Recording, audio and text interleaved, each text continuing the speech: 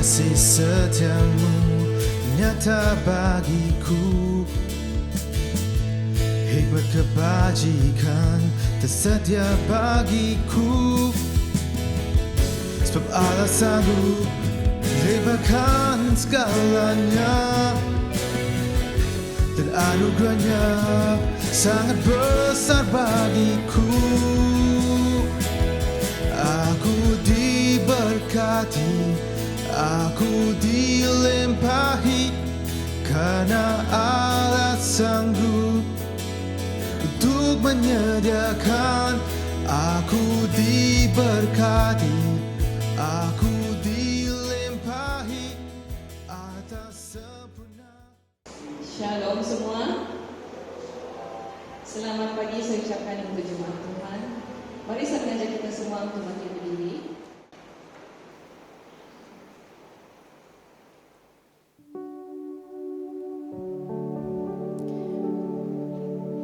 Mari kita serahkan masa ini ke dalam tangan Tuhan. Mari kita mengambil peluang ini, mengambil kesempatan ini untuk mengucap syukur karena kita sudah hari ini adalah hari ketiga dalam tahun 2021. Mari kita mensyukuri apa yang telah kita lalui pada tahun 2020, dan kita berdoa supaya Tuhan akan terus memberkati setiap pribadi kita dalam tahun yang baru ini. Mari kita sama-sama berdoa. Haleluya Bapa, terpujilah nama Bapa, Lord Jesus. Thank you Lord Jesus. Thank you Lord Jesus. Terpujilah nama Bapa, terpujilah nama Yesus.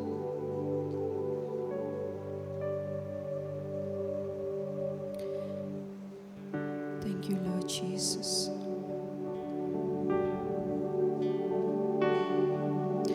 Bapa, kami bersyukur buat hari ini. Kami bersyukur atas kebaikan Engkau, atas berkat kemurahan-Mu dalam kehidupan kami ya Bapa. Kami bersyukur ya Bapa untuk kesempatan ini ya Bapa, di mana kami hadir di rumah-Mu ya Bapa, untuk memuji dan memuliakan nama-Mu ya Yesus. Ya Bapa, kami serahkan setiap pribadi kami ke dalam tangan-Mu ya Bapa. Urapi setiap pribadi kami ya Bapa. Biarlah kami menerima berkat-Mu pada pagi ini ya Bapa. Kami serahkan setiap anak-anak-Mu yang dalam perjalanan untuk ke tempat ini ya Bapa. Engkau bawalah mereka dengan keadaan selamat untuk sampai ke tempat ini ya Bapa. Kami serahkan juga anak-anak-Mu ya Bapa, dimanapun kami pergi, dimanapun tempat kami beribadah ya Bapa. Kami percaya Engkau ada di situ ya Bapa. Ya Bapa, inilah kami anak-anak-Mu ya Bapa.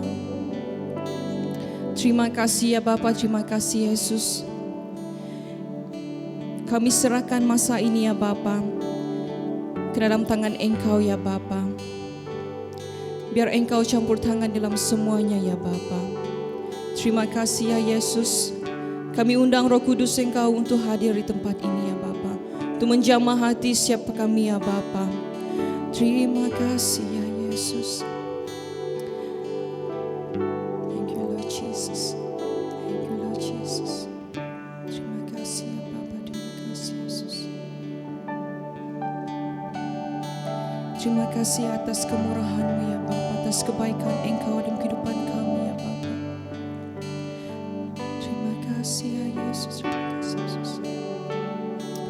Ya Bapa, ini doa dan permohonan kami ya Bapa.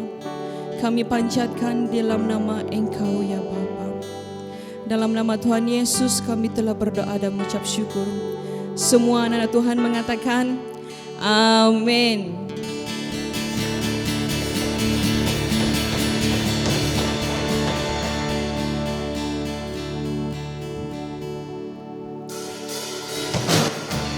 Haleluya. Mari kita menaikkan pujian ini, menandakan kita bersuka cita bahwa Tuhan itu adalah Tuhan yang sungguh baik. Amin.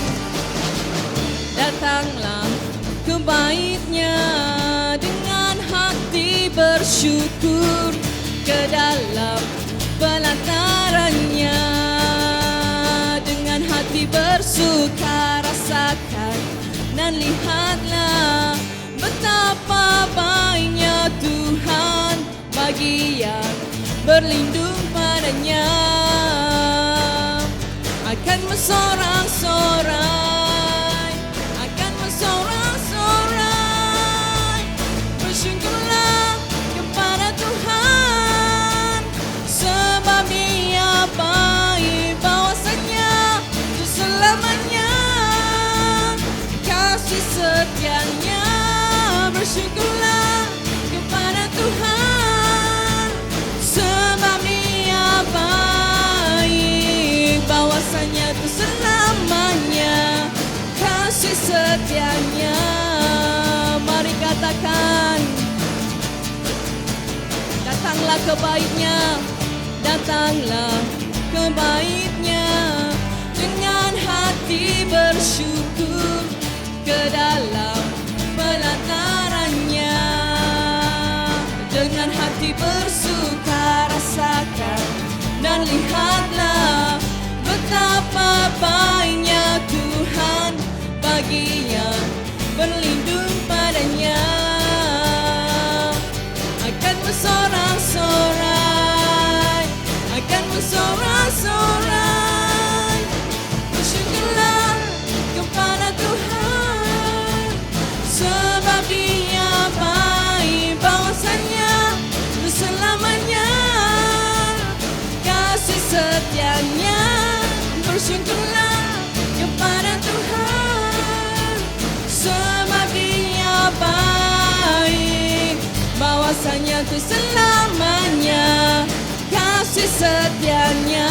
Mari katakan, bersyukurlah, bersyukurlah kepada Tuhan, sebab Dia baik, bahwasanya untuk selamanya kasih setianya.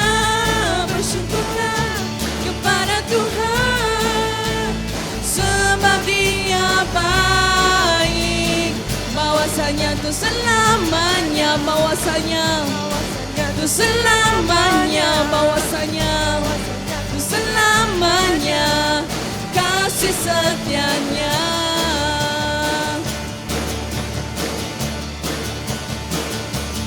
Bersyukurlah, haleluya. Mari beri tepukan buat Tuhan kita Yesus Kristus.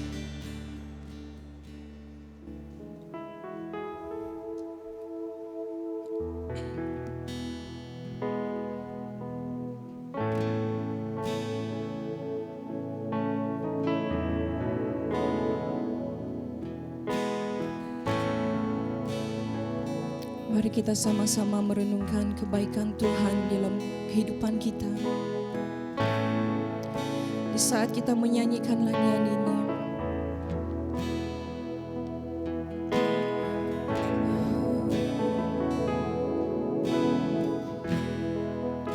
Yesus sungguh baik buat kita.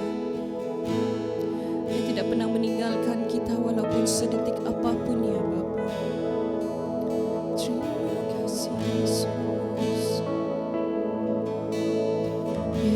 Yesus, Kau sungguh baik. Yesus, nama-Mu indah. Yesus, ku cinta Kau selalu, ku tinggikan, ku agungkan selamanya. Mari katakan, Yesus, Yesus, Kau sungguh baik. Yesus, Yesus, nama-Mu indah. Yesus, ku cinta Kau selalu, ku tinggikan, ku agungkan selamanya. Ku mau memuji-Mu, ku selalu puji-Mu, ku mau menyembah-Mu, ku selalu sembahmu, Kau yang layak terima semua pujian, kemuliaan hanya bagi Tuhan. Mari sekali lagi katakan, Yesus Kau sungguh baik. Yesus, Kau sungguh baik, amin. Yesus, namamu indah. Yesus, ku cinta Kau selalu, ku tinggikan, ku agungkan selamanya. Yesus, Kau sungguh baik. Yesus, namamu indah. Yesus, ku cinta Kau selalu, ku tinggikan, ku agungkan selamanya. Ku mau memujimu, ku selalu pujimu. Ku mau menyembahmu, ku selalu sembahmu. Kau yang layak terima semua pujian, kemuliaan hanya bagi Tuhan. Mari katakan, ku mau memujimu, ku selalu pujimu.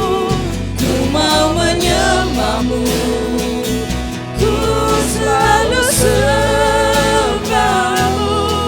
Kau yang layak terima semua pujian, kemuliaan hanya bagi Tuhan.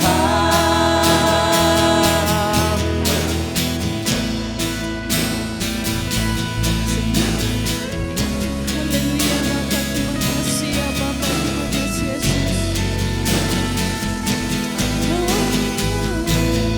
Mari katakan,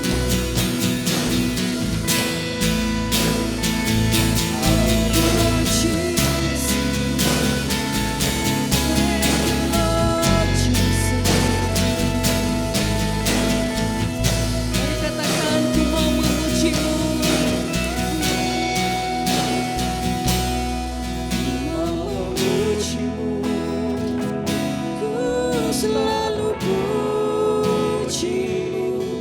Ku mau menyembahmu, ku selalu sembahmu. Kau yang layak terima semua pujian, kemuliaan hanya bagi Tuhan. Ku mau memujimu, ku selalu pujimu. Ku mau menyembahmu, ku selalu sembahmu. Kau yang layak terima semua pujian, kemuliaan hanya bagi Tuhan. Kemuliaan hanya bagi Tuhan. Kemuliaan hanya bagi Tuhan. Katakan kemuliaan. Kemuliaan hanya bagi Haleluya Tuhan. Benar, Engkau saja yang layak menerima segala kemuliaan. Engkau saja Allah yang layak menerima pujian syukur kami umat-umat-Mu ya Tuhan. Karena kebaikan dan kasih setia Tuhan yang sangat terbukti, yang sangat nyata di dalam kehidupan kami sebagai umat-Mu ya Tuhan. Sehingga pada pagi hari ini kami berada di dalam rumah-Mu, memuji dan menyembah Engkau, bersyukur kepadamu ya Tuhan, atas kasih setia Tuhan yang sangat luar biasa, yang sangat ajaib di dalam kehidupan kami sebagai umat-umat-Mu ya Tuhan. Engkau adalah Allah yang telah menggenapi janji-Mu. Di dalam Engkau telah memimpin, menyertai dan memberkati kami Tuhan, di dalam kehidupan kami sepanjang tahun 2020 yang telah lalu ini. Ternyata adanya kami pada pagi hari ini, ternyata adanya kami pada hari ini dan tahun ini ya Tuhan, itu adalah oleh karena kasih anugerah Tuhan. Kami memuji dan memuliakan nama-Mu. Terima kasih Tuhan, Kau terus berkati kami di dalam persekutuan kami pada pagi hari ini. Nama Tuhan terus dipermuliakan. Dalam nama Yesus Kristus kami berdoa atas semua ini. Amin. Beri kemuliaan untuk Tuhan. Haleluya. Jemaat Tuhan, persilakan duduk. Terima kasih kepada tim yang telah memimpin kita dan membawa kita untuk memuji dan menyembah Tuhan pada pagi hari ini.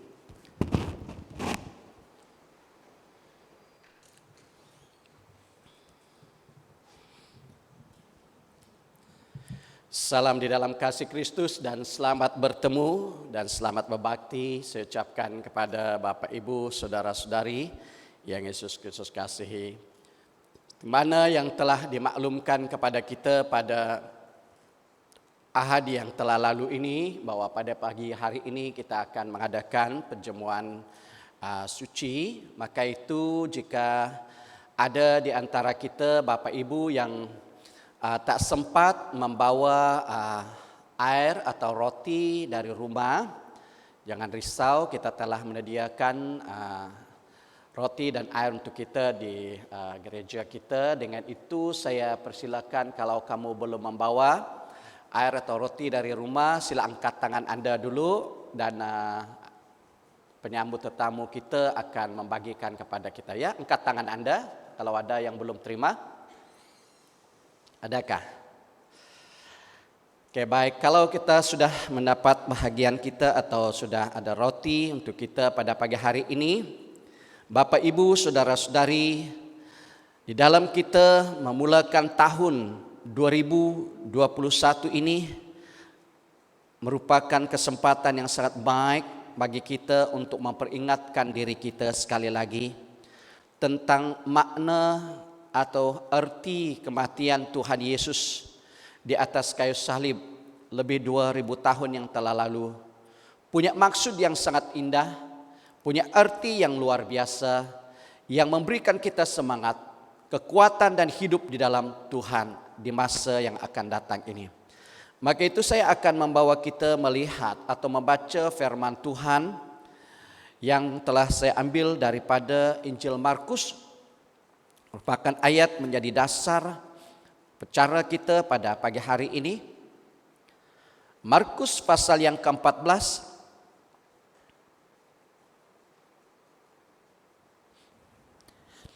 saya akan membaca untuk kita daripada ayat 22 sampai ayat yang ke-26. Markus pasal yang ke-14, ayat yang ke-22 sampai ayat yang ke-26. Saya akan membacakannya di dalam terjemahan versi Bonio dan kita iringi pembacaan ini di dalam terjemahan yang ada pada kita masing-masing. Firman Tuhan berkata demikian, ketika mereka sedang makan, Yesus mengambil roti, mengucap syukur, lalu memecah-mecahkan dan memberikannya kepada murid-muridnya sambil berkata, ambillah, ini tubuhku. Ayat 23, kemudian dia mengambil cawan air anggur dan selepas mengucap syukur, dia memberikannya kepada mereka. Lalu mereka semua minum dari cawan itu. Dia berkata kepada mereka, inilah darah perjanjianku yang ditumpahkan untuk ramai orang. Sesungguhnya aku berkata kepadamu, aku tidak akan minum air anggur lagi sehinggalah pada hari aku minum yang baru dalam kerajaan Allah. Setelah menyanyikan sebuah lagu suci, mereka pun beredar ke Bukit Zaitun. Bapak, Ibu, saudara-saudari, perjamuan suci bukan hanya satu upacara gereja yang harus atau wajib dilaksanakan sedemikian rupa, tetapi ia adalah satu perkara yang istimewa, yang sangat khusus, di mana ianya satu perkara yang telah diperintahkan oleh Yesus pada murid-muridnya untuk dilaksanakan atau dilakukan dengan tujuan untuk mengingat kembali, mengenang kembali peristiwa kematian Yesus di atas kayu salib. Di dalam ayat yang telah kita baca sebentar tadi, Yesus sendiri menjelaskan arti perjamuan suci itu sendiri berkenaan dengan air dan roti itu, di mana waktu dia makan bersama dengan murid-muridnya itu, lalu dia mengambil roti dan mengucap syukur atasnya dan memecah-mecahkan roti itu dan memberikan atau membagikannya kepada murid-muridnya dengan berkata, ambillah, inilah tubuhku. Jadi Bapak, Ibu, saudara-saudari, setiap kali kita mengambil perjamuan suci, roti itu memperingatkan kita tentang pengorbanan Yesus di atas kayu salib.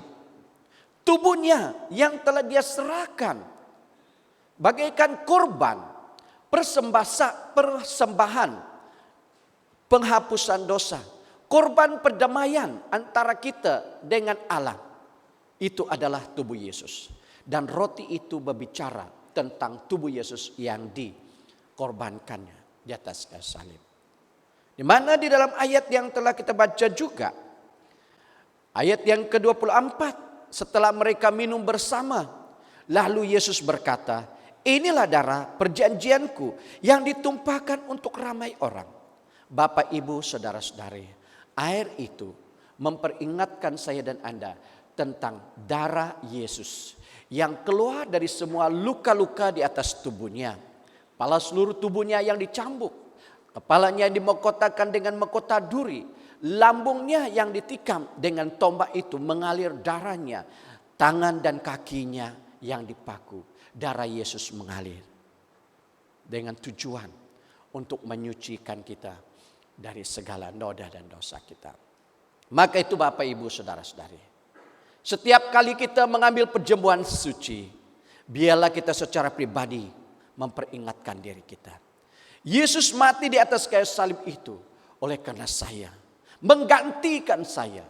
Selayaknya sayalah yang harus dihukum oleh karena dosa saya, tetapi oleh karena kasih Yesus bagi saya dan Anda.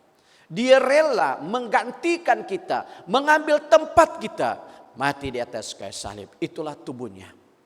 Darahnya itu, darah yang berkuasa, yang memperdamaikan kita dengan Allah, yang menyuci dan menguduskan kita daripada dosa kita.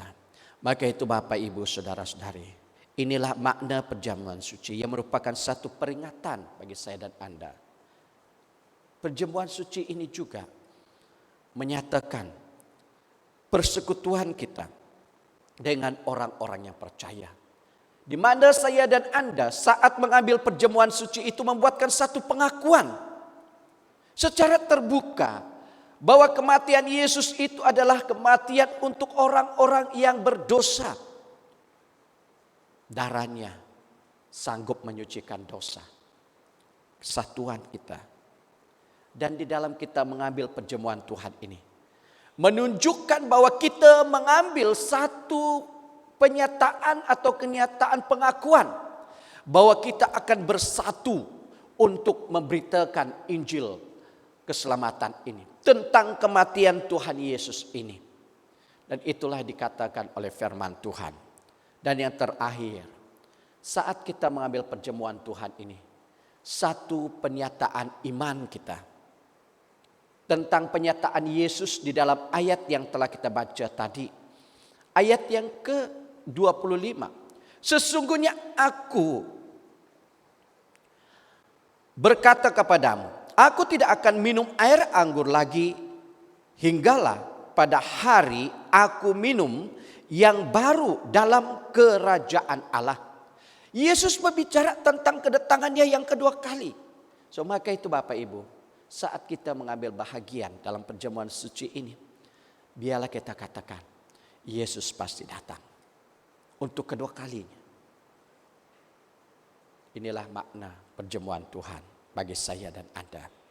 Maka itu Bapak Ibu, saudara-saudari, sesuai dengan firman Tuhan di dalam 1 Korintus pasal yang ke-11, di mana memperingatkan saya dan Anda, saat kita mengambilkan perjamuan suci ini, biarlah kita mengambilkannya dengan penuh sikap hormat, menghormati tubuh dan darah Kristus, dengan mengajak saya dan Anda untuk menyelidiki serta mempersiapkan diri saya dan Anda sebelum kita mengambil perjamuan suci ini.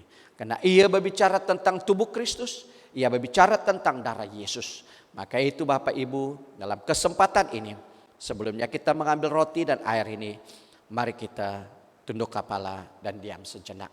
Menungkan diri kita, menyerahkan diri kita kepada Tuhan dalam kita mempersiapkan diri kita untuk mengambil roti dan air ini.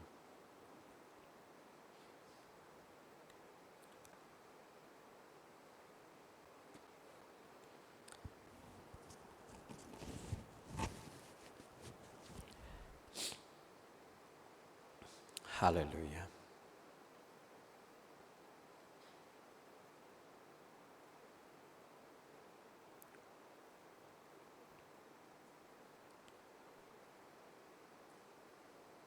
Tuhan Allah, Bapa kami di surga, Bapa yang maha kasih,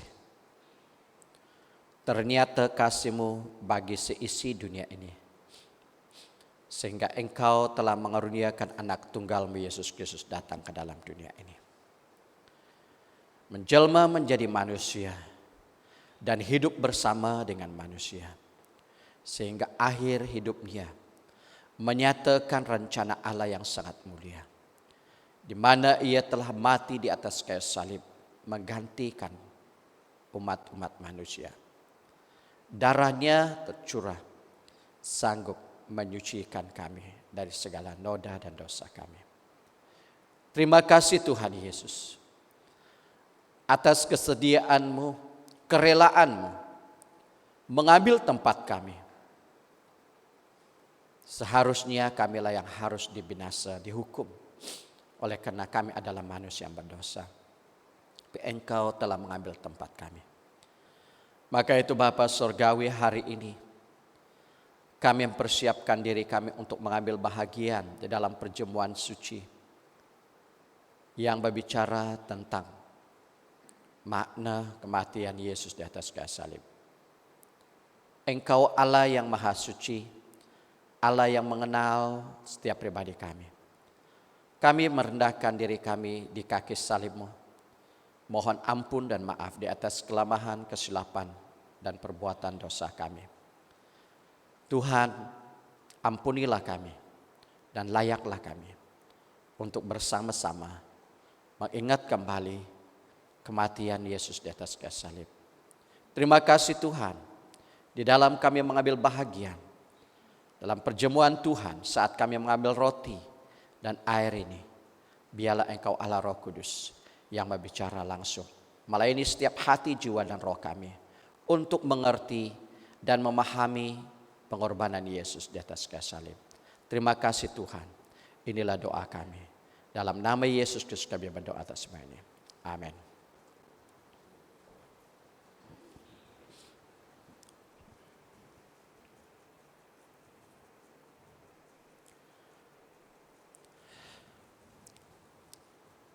Tuhan Yesus mengambil roti, mengucap syukur kepada Allah, dan membagikan roti itu sambil berkata, inilah tubuhku yang diberikan untuk kamu. Lakukanlah hal ini untuk mengenang aku. Mari kita makan roti bersama.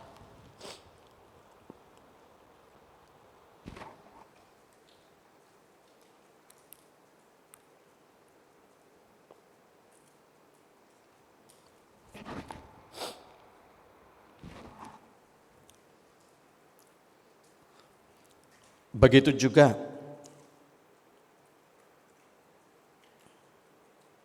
selepas habis makan, dia mengambil cawan itu, lalu berkata, "Cawan ini perjanjian Allah yang baru,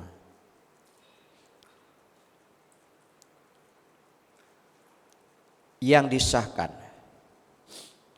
dengan darahku. Setiap kali kamu meminumnya, lakukanlah hal itu untuk mengenang aku." Mari kita minum bersama.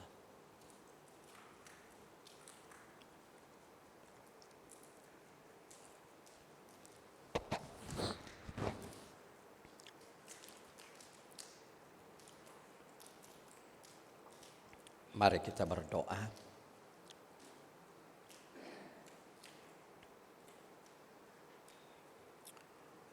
Terima kasih Bapa atas penyertaan-Mu bagi kami sebagai umat-Mu.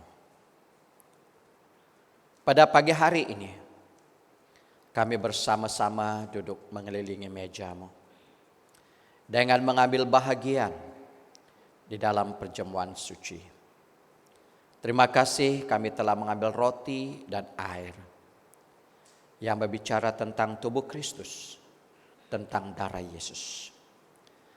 Biarlah Engkau Roh Kudus yang akan terus melayani setiap hati, jiwa, dan roh kami.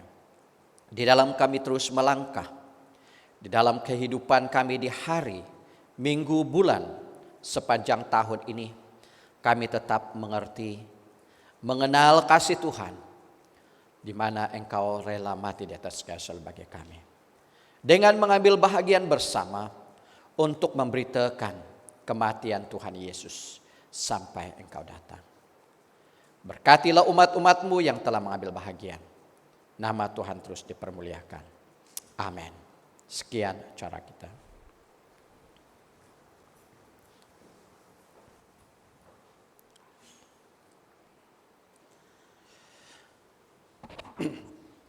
Ya baik, kita siapkan diri kita untuk mendengar firman Tuhan pada pagi hari ini. Dan sebelum itu saya ingin mengambil kesempatan ini sekali lagi mengalu-alukan kedatangan kita semua, Bapak Ibu, saudara-saudari yang hadir dalam rumah Tuhan pada pagi hari ini. Ya, saya senang sekali melihat Anda, walaupun kita kata biasa itu kita menutup separuh muka kita, dan saya yang pasti kamu tetap senyum dan bersukacita oleh karena kasih setia Tuhan yang sangat terbukti. Ya, selamat tahun baru saya ucapkan kepada kita. Walaupun kita tidak mengadakan kebaktian bersama menyambut tahun baru pada malam 31 itu, saya percaya kita secara pribadi dan keluarga mengambil masa mengembalikan pujian syukur kita kepada Tuhan atas berkat pertolongan penyertaan Tuhan bagi setiap pribadi kita. Ya. Yang kedua, saya mengalu-alukan kedatangan kita juga bagi saudara-saudari atau Bapak Ibu yang pertama kali mengikuti kebaktian di gereja kita BM Pelita pada pagi hari ini. Ada? Sila angkatan kalau ada yang pertama kali. Ada first time? Haleluya, semua kita adalah anggota yang biasa. Puji Tuhan, selamat kembali, selamat datang kepada kita yang mungkin sudah lama bekerja di luar negara. Ya, dan balik dengan selamat. Kita bersyukur adanya kita di tempat ini pada pagi hari ini adalah oleh karena kasih anugerah Tuhan. Bapak Ibu saudara-saudari, pada pagi hari ini saya ingin membawa kita melihat firman Tuhan yang terdapat di dalam kitab Bilangan pasal yang ke-6 ayat yang ke-22 sampai ayat yang ke-27. Merupakan hari Ahad yang pertama atau kebaktian pertama bagi kita pada tahun 2021 ini, Saya senang sekali membawa kita melihat bahagian firman Tuhan ini. Dengan tujuannya untuk mendorong dan bahkan memberi kekuatan dan semangat baru bagi kita. Untuk melangkah maju di dalam tahun 2021 ini. Namun pun di dalam tahun 2020 yang lalu ini. Kita melewati atau diperhadapkan dengan bermacam rintangan, cebaran, kesulitan. Tapi kita percaya Tuhan kita tetap bersama dengan kita. Maka itu daripada bahagian ini, saya ingin membawa kita melihat beberapa perkara yang akan menjadi satu dorongan bagi kita untuk terus berpegang teguh, beriman kepada Tuhan kita yang hidup. Bilangan pasal yang ke-6, ayat yang ke-22 sampai ayat yang ke-27, dan saya akan membacakannya untuk kita di dalam terjemahan Basibonio, dan kita iringi pembacaan ini dalam terjemahan apapun yang ada pada kita. Di mana tulisan di atas bahagian ini berkata, pemberian restu oleh imam. Ayat 22 firman Tuhan berkata, Tuhan berfirman kepada Musa, katakanlah kepada Harun dan kepada anak-anaknya, beginilah kamu harus memberkati orang Israel. Katakanlah kepada mereka, Tuhan memberkati kamu dan melindungi kamu. Tuhan menyinari kamu dengan wajahnya dan memberi kamu kasih karunia.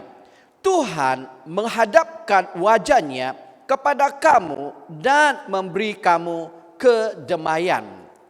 Demikianlah mereka harus menyebutkan namaku di atas orang Israel, maka aku akan memberkati mereka. Bapak Ibu, inilah bahagian firman Tuhan yang ingin saya kongsikan untuk kita pada pagi hari ini. Maupun bagi saudara-saudari yang akan melihat tayangan rekaman kita dalam atau sebelah petang nanti, kita juga percaya dengan pemberitaan firman Tuhan ini dimanapun mereka berada akan memberkati mereka. Bapak Ibu saudara-saudari, kalau kita lihat bahagian ini, ianya merupakan firman Tuhan yang disampaikan oleh Tuhan kepada Musa, yang harus dia sampaikan kepada Harun dan anak-anaknya. Karena Musa dia adalah wakil atau tempat di mana Allah menyatakan kehendaknya kepada umat-umat Israel pada waktu itu. Dan Harun dan anak-anaknya itu adalah imam. Di mana mereka punya peranan penting bagi umat Israel untuk mempersembahkan persembahan mereka di bait Allah. Jadi di mana Allah katakan kepada Musa, waktu mereka keluar dari bait suci itu untuk menyatakan berkat-berkat Tuhan kepada mereka, inilah ucapan yang harus mereka ucapkan atau katakan kepada mereka. Di dalam ayat yang ke-23 jelas, berbicaralah kepada Harun dan anak-anaknya, beginilah harus kamu berkata, ya, berkati orang Israel, katakanlah kepada mereka, Tuhan memberkati engkau dan melindungi engkau. Tuhan menyinari engkau dengan wajahnya dan memberi engkau kasih karunia. Tuhan menghadapkan wajahnya kepadamu dan memberikan engkau damai sejahtera. Ini terjemahan bahasa Indonesianya. Bapak Ibu saudara-saudari, sebelum kita teruskan di dalam bahagian ini, saya ingin menyemaklumkan kepada kita bahwa di dalam perjanjian lama, para imam punya 3 bahagian tugas mereka sebagai imam. Ya, ini merupakan satu jawatan yang telah dipercayakan oleh Allah kepada seseorang melakukan pelayanannya di bait suci pada waktu itu. Karena orang tidak bebas atau orang tidak seberangan memasuki bait suci itu, bait Allah itu. Tetapi imam itu saja yang dikhususkan untuk masuk di sana. Di mana tugas mereka ada 3 bahagian. Yang pertama, tugas imam itu adalah mereka mempersembahkan korban karena dosa di hadapan orang banyak.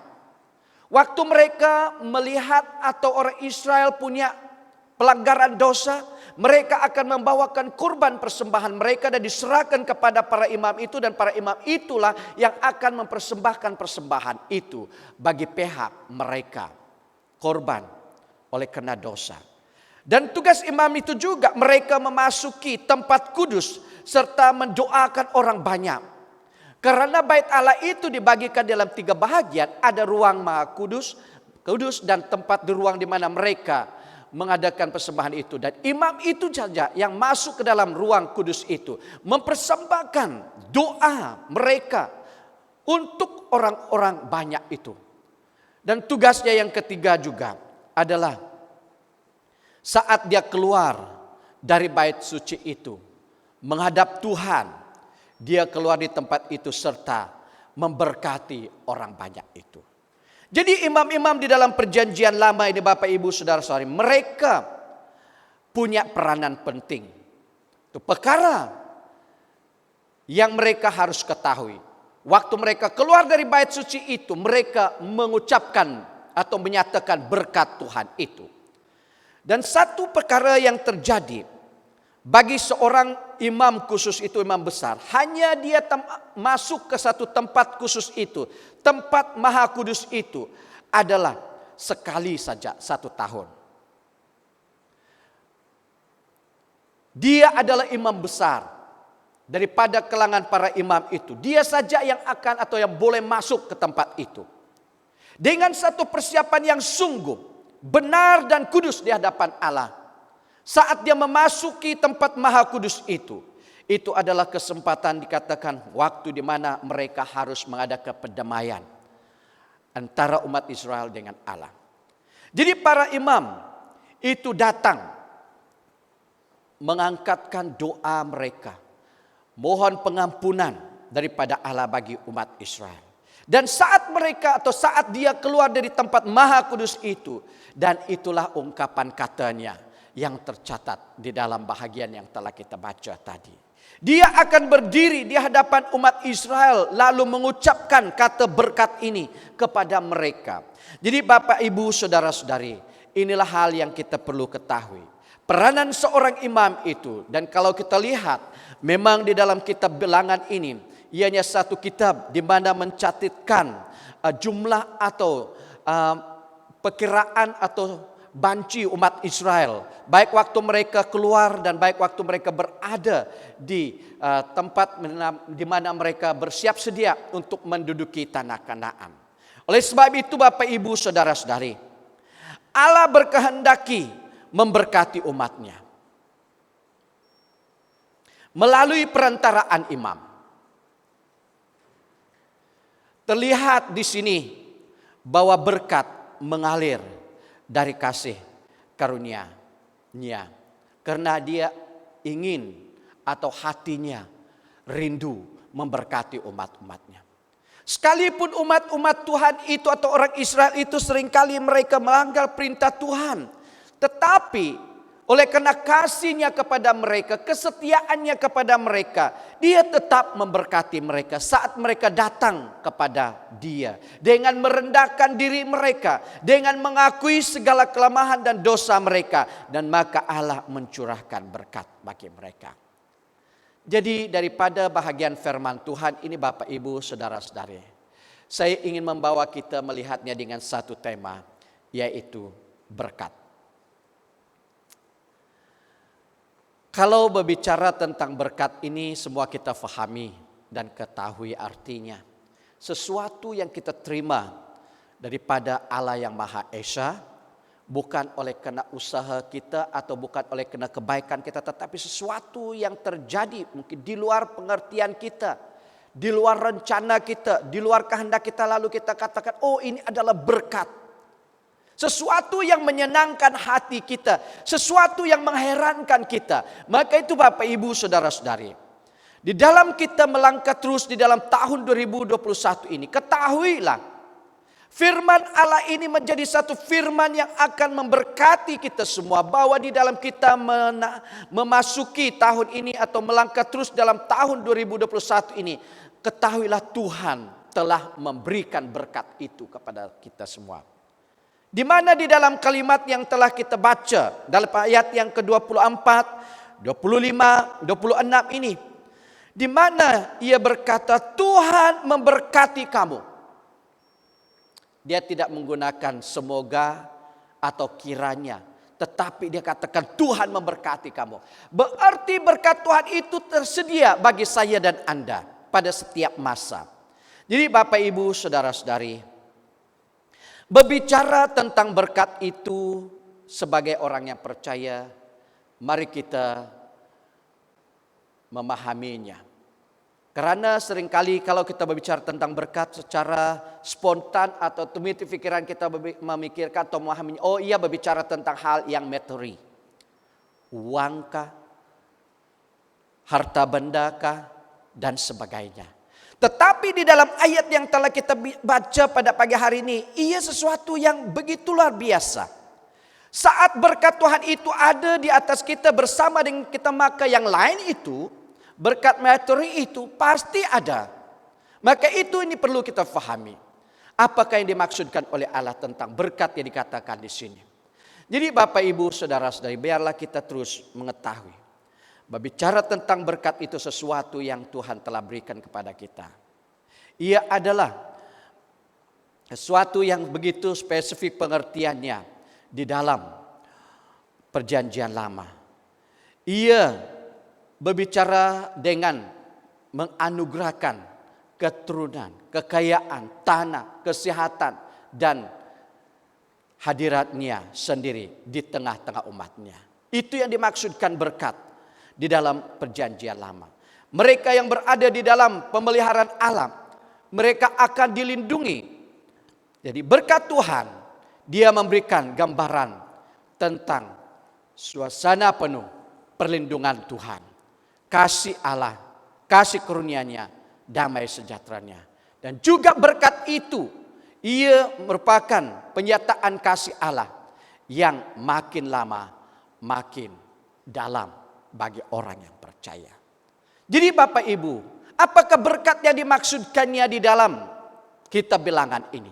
Yang pertama, dia berkata di dalam ayat yang telah kita baca tadi, Tuhan memberkati engkau dan melindungi engkau. Ini adalah berkat yang pertama. Adalah berbicara tentang perlindungan Tuhan. Sebagai umat-umat Tuhan, kita perlu imani bahwa Tuhan Allah kita yang Maha Kuasa itu, Dia sudah memberkati kita dengan berkat perlindungan. Ya, pasti ini merupakan satu berkat yang sangat kita inginkan pada masa ini, kan? Yang selalu atau sering kita dan pasti senantiasa doakan, Tuhan lindungilah kami, lindungilah saya. Karena pada saat ini kita sedar di dalam dunia pada masa ini, di dalam negara dan negeri kita berhadapan dengan ancaman COVID-19. Satu musuh adalah hal yang kita tidak lihat di mana dia berada. Maka itulah kita harus patuh kepada SOP yang telah ditetapkan. Karena kita tidak tahu. Lebih daripada itu Bapak Ibu Saudara-saudari, yakinilah firman Tuhan pada pagi hari ini. Dia akan memberkati engkau dan melindungi engkau.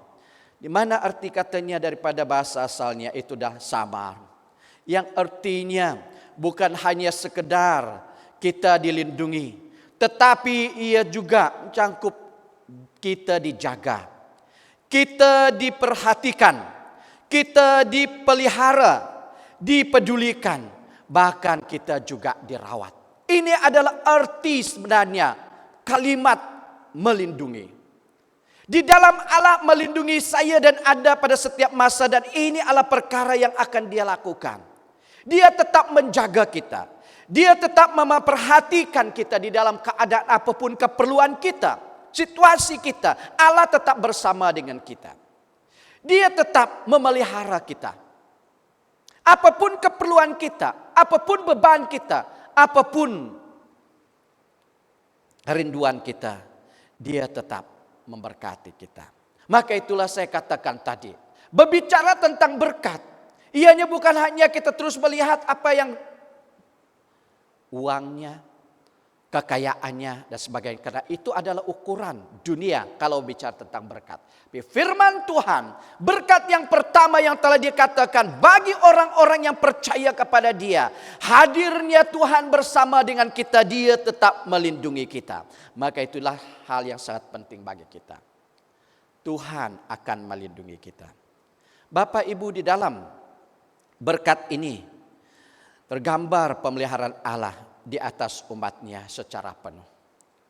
Umatnya dilindungi dari segala sesuatu yang jahat. Berkat Allah ini tercurah di dalam tindakan yang menyatakan kebaikannya. Allah kita itu adalah Allah yang maha kasih. Dan kasihnya tidak pernah berubah dengan keadaan yang ada di dalam dunia ini. Bahkan perbuatan manusia sekalipun, Dia tetap mengasihi kita. Maka itu oleh karena kasihnya itu, tanda kasihnya itu, Dia tetap melindungi kita.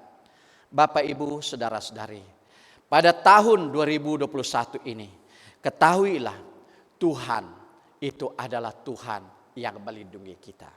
Dimanapun kita berada, Dia memelihara kita, Dia memperdulikan kita, Dia bersama dengan kita. Itulah berkat Tuhan yang pertama. Yang kedua, di mana di dalam ayat 25 berkata bahwa Tuhan menyinari kamu dengan wajah-Nya dan memberi kamu kasih karunia. Berkat yang kedua di sini adalah kasih karunia. Di mana di dalam pengertian bahasa asalnya kuanan, artinya ia itu bukan hanya kasih karunia, tetapi juga mencangkup atau menjelaskan kita adalah pribadi yang disayangi oleh Tuhan. Kita adalah pribadi yang diselamatkan oleh Tuhan. Dan kita adalah pribadi yang diberikan bantuan oleh Tuhan. Maka itu Bapak Ibu Saudara-saudara, bagi kita sebagai orang Kristen, inilah sebabnya Tuhan Yesus memilihkan satu tema khotbahnya waktu Dia berada atau berkhotbah di atas bukit tentang hal kekhawatiran. Memperingatkan para pendengarnya bahwa Allah yang mereka sembah, Allah yang mereka percaya itu adalah Allah yang sedia dan telah memberikan mereka kasih karunia. Ya, tanda kasih karunia Allah yang sangat besar bagi saya dan Anda adalah di mana Ia telah mengaruniakan anak tunggalnya Yesus Kristus. Yohanes 3:16. Oleh karena begitu besar kasih Allah, katanya kan. Kalau Dia sanggup, kata firman Tuhan, kalau Dia rela menyerahkan segala yang ada padanya, anak tunggalnya Yesus Kristus, maka hal-hal yang lain itu tidak sulit baginya. Itu dikatakan oleh firman Tuhan. Kalau Dia sanggup memberikan anak tunggalnya Yesus Kristus bagi dunia ini, hal-hal materi itu tidak sukar bagi Dia. Maka itu Bapak Ibu Saudara-saudari, di dalam kita berbicara tentang berkat ini, Ia menyatakan penyataan atau manifestasi kuasa yang memelihara manusia dan yang akan menghasilkan damai sejahtera Tuhan itu bagi saya dan Anda. Ketika Allah memandang seseorang itu berarti Ia berkenan atau berkenan atas orang itu, atas diri orang itu, sehingga Dia memberkati dia dengan damai sejahtera. Itu sebabnya ungkapan kata di sini, Tuhan menghadapkan wajah-Nya kepadamu dan memberikan engkau damai sejahtera. Menghadapkan wajah-Nya berarti Tuhan mengarahkan pandangannya kepada kita. Tuhan memperhatikan kita, Tuhan memperdulikan kita oleh karena Dia berkenan kepada kita. Dan itulah keistimewaannya bagi saya dan Anda. Sebagai umat-umat Tuhan. Bukan orang Israel saja dikatakan umat pilihan Tuhan, tetapi saya dan Anda adalah anak Tuhan. Itu dikatakan di dalam Yohanes 1 ayat yang ke-12. Setiap orang yang percaya kepada Yesus sebagai anak Allah, dia adalah anaknya. Kita bersyukur. Berkat Tuhan telah tersedia bagi saya dan Anda. Dia akan memberikan engkau damai sejahtera.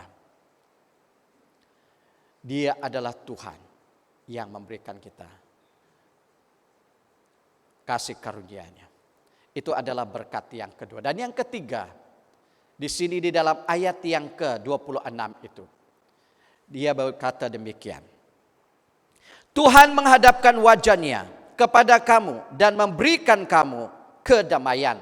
Dalam terjemahan bahasa Indonesianya, damai sejahtera. Ya, berbicara tentang damai sejahtera ini merupakan satu kalimat yang sudah kita selalu dengar, atau kata asalnya begitu populer. Tiap orang berada atau berdiri di hadapan sini atau dimanapun orang percaya katakan shalom. Damai sejahtera. Itu adalah maknanya shalom. Damai sejahtera itu dalam terjemahan bahasa Indonesianya. Dan secara harfiahnya bukan saja ia berbicara tentang damai sejahtera, tetapi juga dia mencangkupkan pengertian ketenangan jiwa, roh kita. Saat seseorang itu mengalami berkat Tuhan, hatinya tenang, hatinya damai, hatinya puas. Dia merasa kecukupan Tuhan. Dia menyadari bahwa keselamatan itu ada miliknya. Maka ia akan bersukacita. Itu maknanya atau artinya shalom. Waktu orang mengucapkan shalom itu bagi Anda, biarlah sukacita Tuhan itu terus kita nikmati. Karena ia mengucapkan satu berkat-berkat yang sungguh luar biasa bagi saya dan Anda. Dan berkat inilah merupakan satu penyataan kuasa yang memeliharakan kita sebagai umat Tuhan. Dan itu yang dinyatakan atau diberikannya. Tanda kasih-Nya kepada kita sebagai umat-umat-Nya. Dan kalau kita lihat di dalam Yohanes pasal yang ke-20 ayat yang ke-26 di sana. Ketika murid-murid Tuhan Yesus sedang di dalam keadaan kebingungan, ketakutan oleh karena sang guru mereka telah dihukum mati di atas kayu salib. Mereka risau, mereka cemas. Tetapi Tuhan Yesus setelah kebangkitannya menyatakan dirinya, membuktikan bahwa dia telah mengalahkan kuasa maut itu, bangkit daripada kematian itu, dan berkata dan berdiri di hadapan mereka dengan mengatakan, damai sejahtera bagi kamu. Ya, Yohanes 20 ayat 26 berkata, 8 hari kemudian, murid-murid Yesus berada kembali dalam rumah itu. Dan Thomas bersama-sama dengan mereka. Sementara pintu-pintu terkunci, Yesus datang dan ia berdiri di tengah-tengah mereka dan berkata, damai sejahtera bagi kamu. Bapak, Ibu, Saudara-saudari, kata damai sejahtera ini pada umumnya diterjemahkan di dalam Alkitab ini. Ia berkata selamat atau sejahtera. Jadi kalau terlihat, bukan itu saja pengertiannya sebenarnya. Sungguh luar biasa makna kalimat damai sejahtera atau shalom ini. Di mana ia berarti atau bermakna itu adalah berkat penyataan kita sehat walafiat. Ketika pemazmur mengadu kerana seluruh tubuhnya, seluruh badannya terasa sakit. Ia menyebut bahwa tulang-tulangnya tidak berada di dalam keadaan damai atau shalom. Katanya di dalam Mazmur 38 ayat yang keempat itu. Di mana dia berkata, tidak ada yang sehat pada dagingku oleh karena amarahmu. Tidak ada yang selamat. Selamat di sini maknanya adalah shalom, damai atau kekuatan itu pada tulang-tulangku oleh karena dosaku. Jadi Bapak Ibu, pengertian shalom itu ia adalah berbicara tentang sehat walafiat. Di dalam tahun ini, walaupun keadaan yang ada, virus COVID itu masih ada, yakinlah Kuasa Tuhan yang luar biasa itu, Shalom-Nya itu yang mampu memberikan kita kekuatan dan kesembuhan yang biasa. Yang kedua juga dia berarti umur panjang. Kalau orang mengucapkan Shalom pada kita, mengistiharkan berkat umur panjang bagi kita. Dan inilah berkat yang disediakan oleh Allah bagi umat-umatnya.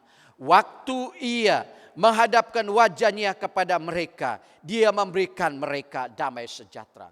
Waktu Tuhan memperhatikan kita bersama dengan kita, maka dia akan memberkati kita dengan umur yang panjang.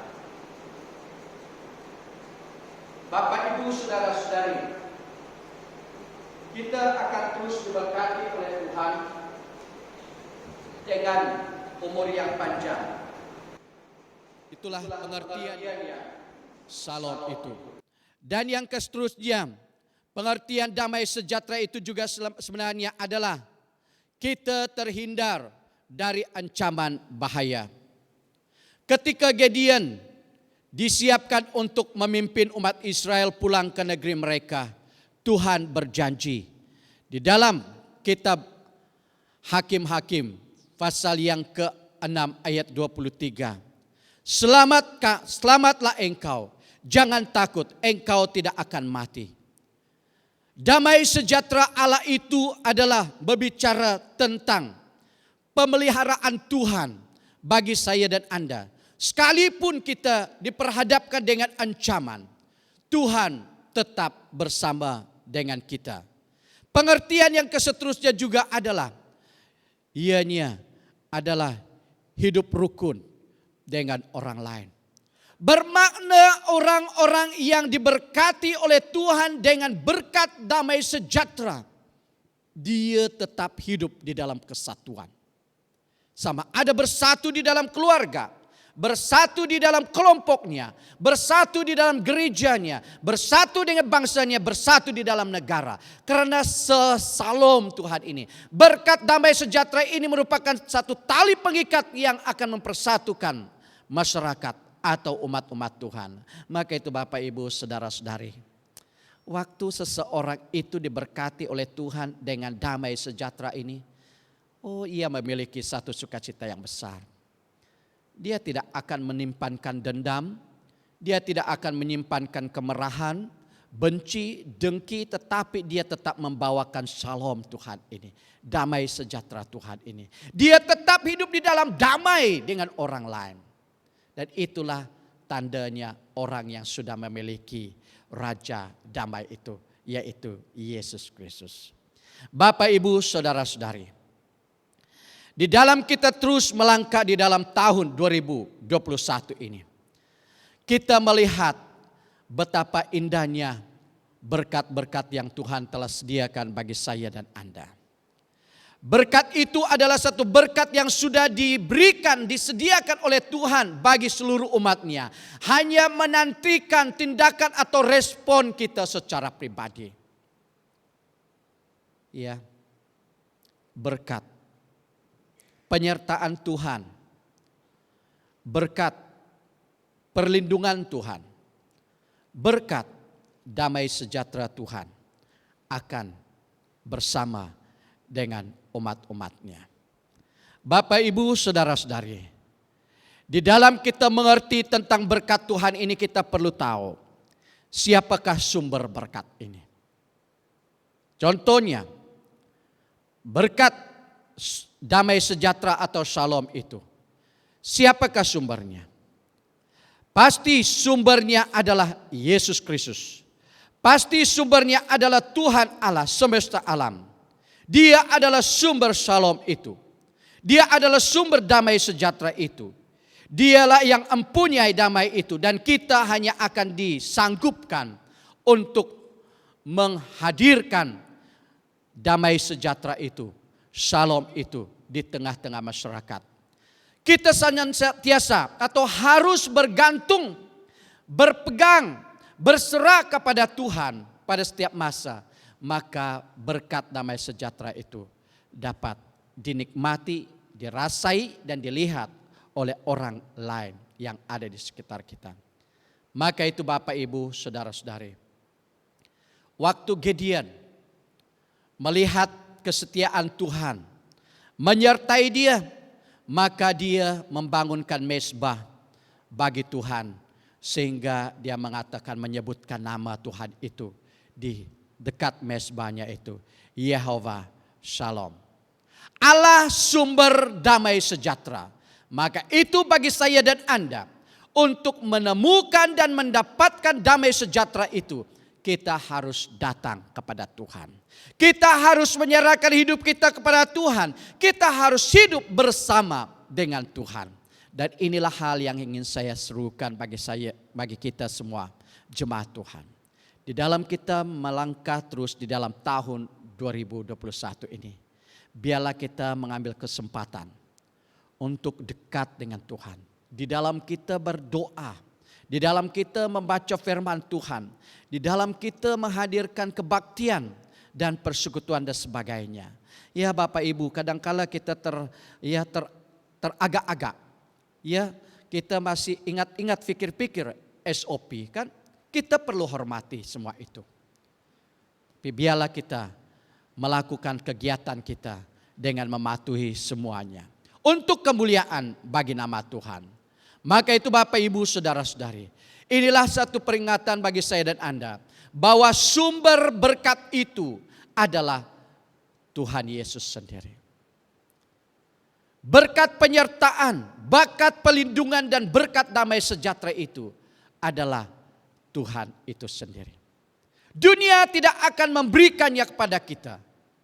Apa yang diberikan oleh dunia adalah satu hal yang bersifat sementara. Tetapi sesuatu yang kita terima daripada Tuhan adalah sesuatu yang bersifat kekal.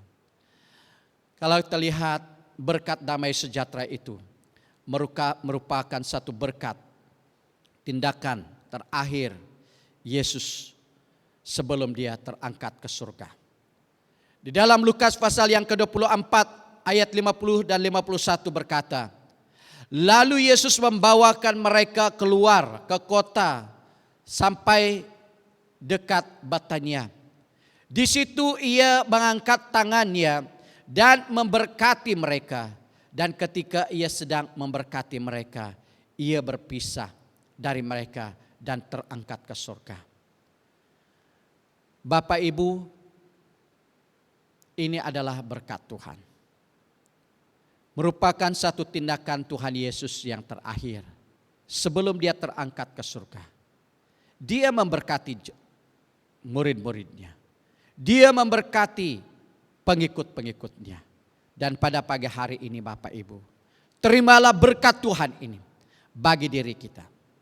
Banyak orang yang cenderung dekat dengan Allah atau dengan Tuhan karena mengharapkan berkat-Nya.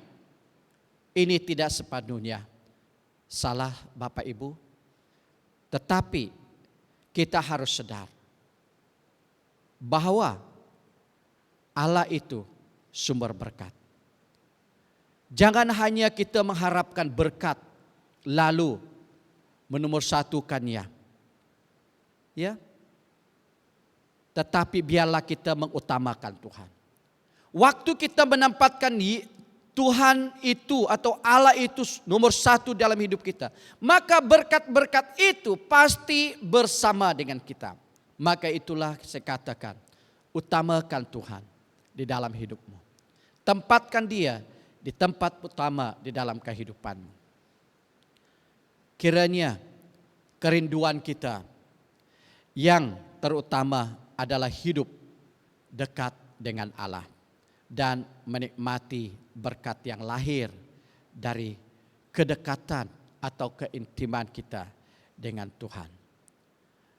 Ketahuilah Bapak Ibu saudara-saudari, menikmati berkat yang sejati itu adalah membagi berkat itu sendiri dengan lingkungan kita.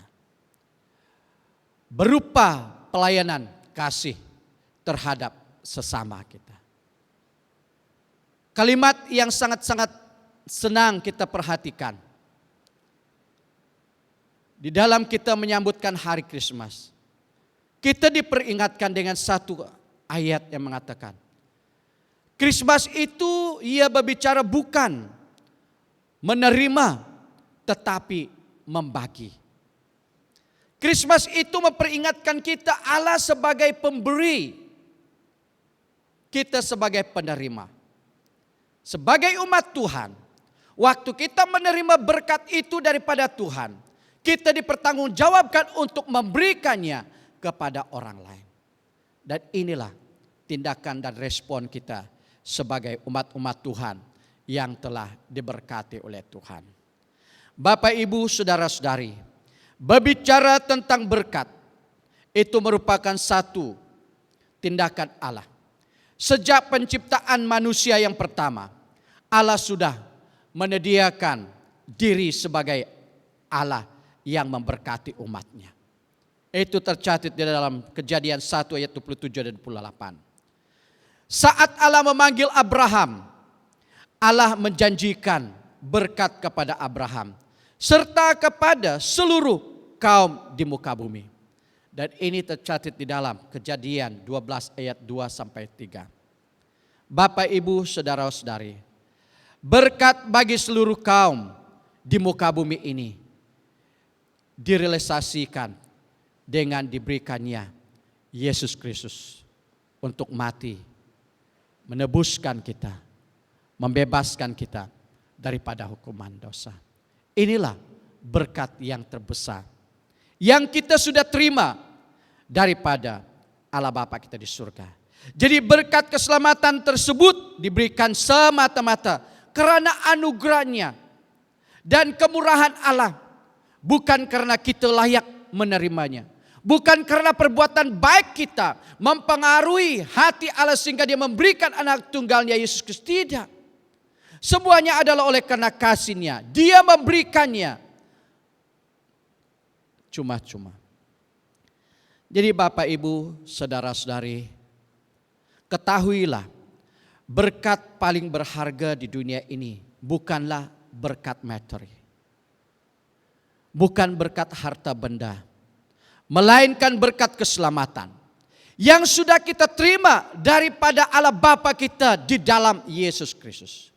Berkat materi itu boleh saja lenyap bila-bila masa, tetapi berkat keselamatan itu bersifat kekal. Di samping itu Bapak, Ibu, berkat keselamatan itu merupakan jaminan pemeliharaan Allah di atas saya dan Anda pada setiap masa. Roma pasal yang ke-8 ayat yang ke-32. Berkat tersebut ditujukannya bagi kita dan bagi semua orang yang ada di dalam dunia ini.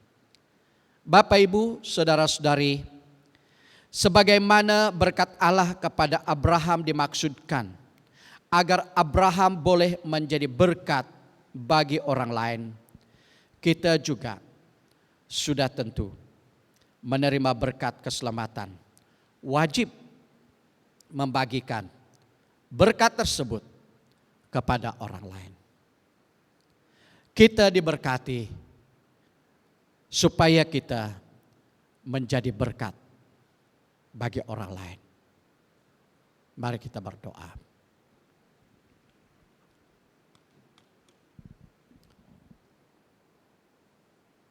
Haleluya. Bapak, Ibu, saudara-saudari, ketahuilah Allah sudah menyediakan berkat yang terbaik, yang terbesar bagi saya dan Anda. Tahun 2021 kita tidak tahu,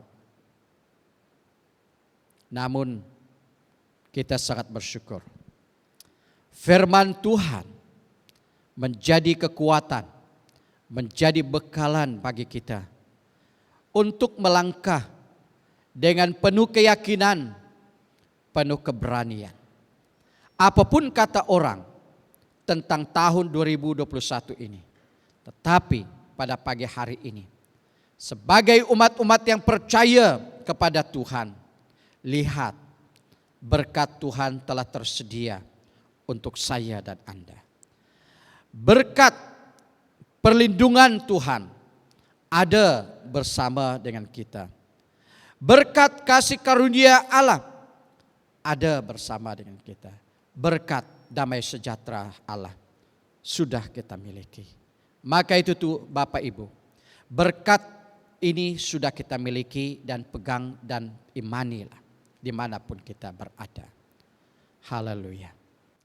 Bapa Surgawi, pada pagi hari ini hamba-Mu bersyukur oleh karena kasih setia Tuhan sangat terbukti bagi kami, di mana Engkau telah berbicara kepada kami melalui firman-Mu untuk mendorong dan meyakinkan kami untuk melangkah maju di dalam tahun 2021 ini dengan penuh keyakinan di dalam Engkau. Karena Engkau telah menyediakan berkat perlindungan bagi kami. Engkau telah menyediakan berkat kasih karunia bagi kami. Engkau telah menyediakan berkat damai sejahtera bagi kami. Sekalipun dunia ini kami tidak tahu, dan tahun ini kami tidak tahu apa yang ada di dalamnya. Namun Engkau Allah yang maha tahu, Allah yang maha kuasa telah menyediakan berkat yang luar biasa. Berkat yang sangat besar bagi kami. Maka itu Tuhan, hamba berdoa, kami isytiharkan berkat-berkat ini ya Tuhan, terjadi di atas umat-umat-Mu dan dinikmati oleh umat-umat-Mu dalam tahun ini. Dimanapun mereka berada, dimanapun mereka berada, dimanapun mereka pergi, berkat Tuhan ini berada di atas mereka. Terpujilah nama-Mu Bapa. Terima kasih atas penyertaan-Mu bagi kami di dalam ibadah kami pada pagi hari ini. Biarlah Engkau Tuhan membawa umat-Mu keluar dari rumah ini dengan penuh sukacita dan damai sejahtera. Terima kasih Tuhan, hamba-Mu bersyukur atas berkat Tuhan yang Tuhan telah berikan kepada mereka di dalam usaha pekerjaan mereka dalam beberapa hari, minggu, bahkan bulan dan tahun yang telah lalu ini. Sehingga pada pagi hari ini mereka telah membawakan persembahan mereka untuk dipersembahkan kepada Engkau. Sama ada yang berbentuk persepuluhan mereka, pengucapan syukur, persembahan khusus mereka. Terima kasih Tuhan. Engkau berkati semuanya sesuai dengan janji-Mu Tuhan. Biarlah Engkau terus melimpahkan berkat-Mu di dalam kehidupan mereka, keperluan harian mereka, usaha mereka, penjagaan mereka, kebun ladang mereka. Engkau berkati mereka. Terima kasih Tuhan. Hamba-Mu berdoa bagi jemaat-Mu Tuhan. Biarlah Engkau terus memberkati mereka di dalam kesehatan mereka, di dalam kehidupan mereka. Yang lemah Tuhan Kau kuatkan mereka, yang sakit Kau sembuhkan mereka, yang punya beban masalah pergumulan hidup Engkau jawaban bagi mereka.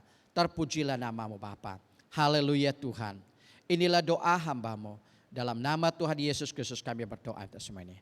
Amin. Amin. Baik, sekian firman Tuhan untuk kita pada pagi hari ini. Baik, sebelum kita beredar, kita dengar dulu apa berita gereja kita pada pagi hari ini.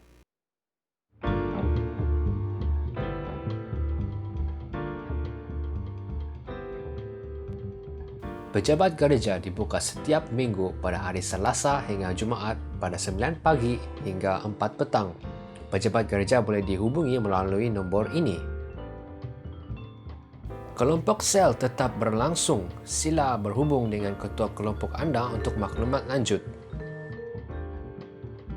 Dimanapun kita berada, marilah kita berdoa untuk keadaan masa sekarang, untuk jemaat Tuhan, perlindungan dan keperluan masing-masing. Untuk persepuluhan dan persembahan, ia boleh dibayar melalui cek, tunai dan online banking. Butiran bank adalah seperti berikut. Jika anda telah membuat pembayaran, sila maklumkan kepada bendahari gereja kita, Deacon Richard Pengiran. Sumbangan RM10 setahun untuk pelayanan di pusat untuk tahun 2020 masih dibuka. Sila buat pembayaran anda di pejabat gereja BEM Pelita. Selamat Tahun Baru! Kami di BEM Pelita ingin mengucap selamat hari jadi kepada mereka yang menyambut pada bulan Januari. Tuhan memberkati anda dan keluarga anda. Baik, terima kasih. Sekian kebaktian kita. Tuhan memberkati. Jumpa lagi.